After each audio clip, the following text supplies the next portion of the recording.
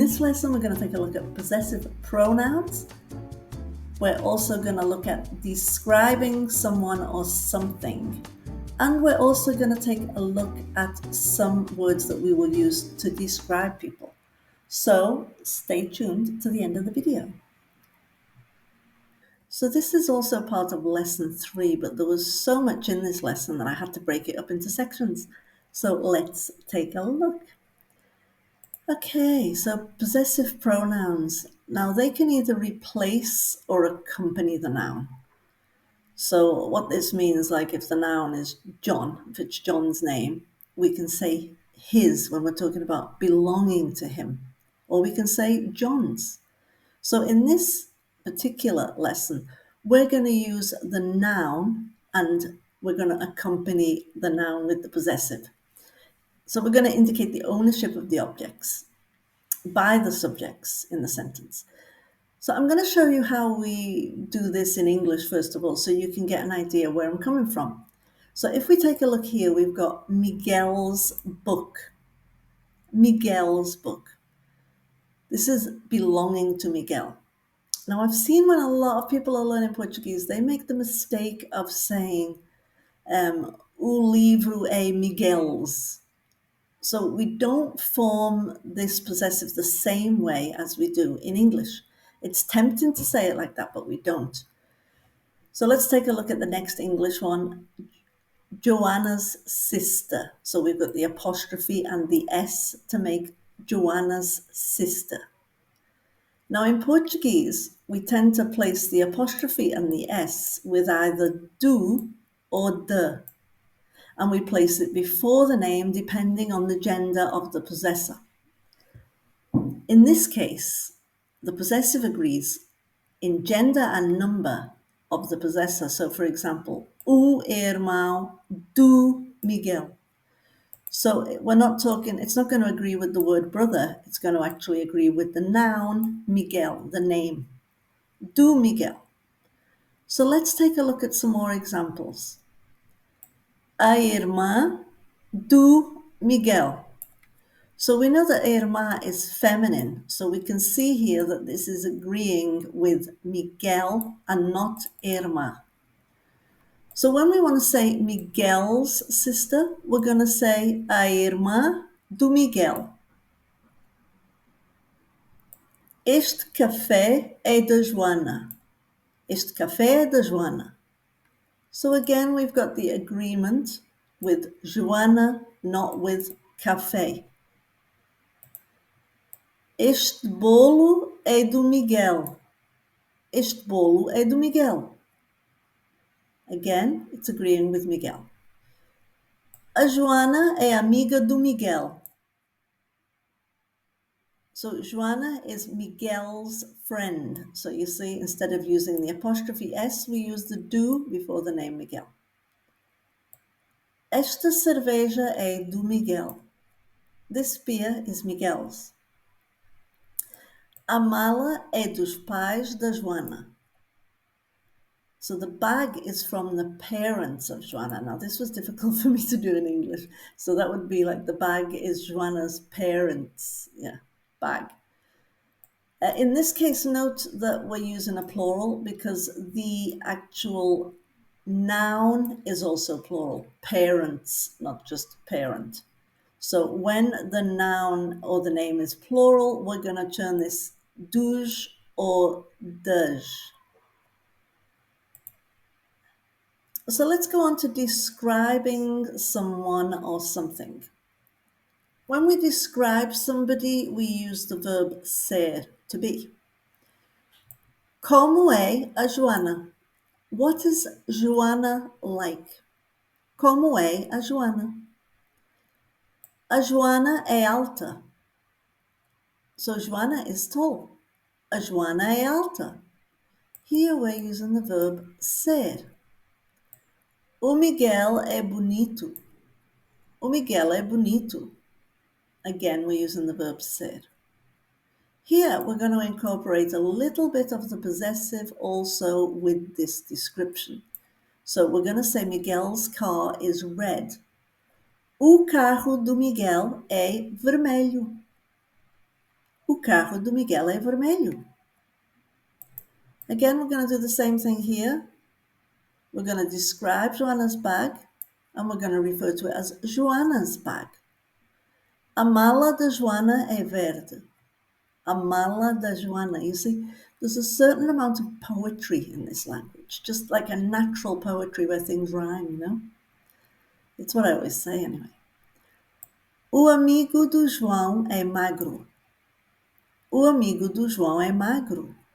Again, we're describing João's friend, and the relationship to João is that he is João's friend. Esta mesa é muito grande. This table is very big. Esta mesa é muito grande. O carro é novo.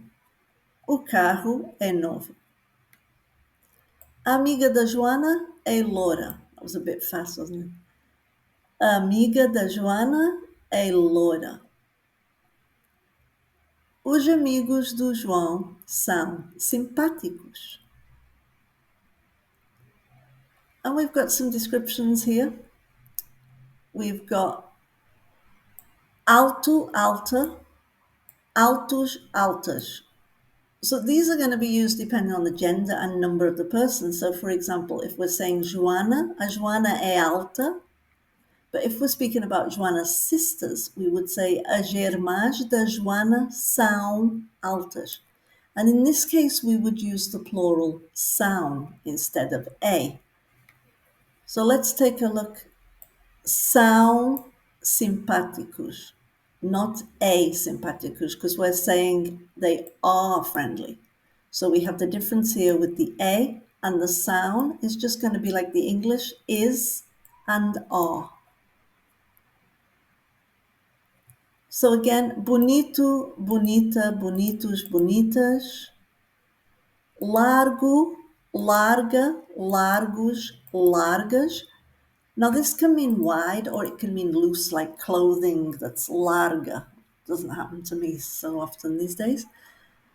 And then we've got gordo, gorda, gordos, gordas. Again, it's going to depend on gender and number. Now, we often see gordo written on the milk. We see meio gordo and gordo, which is full fat milk and half fat milk. We also see magro written on the milk as well, which means thin.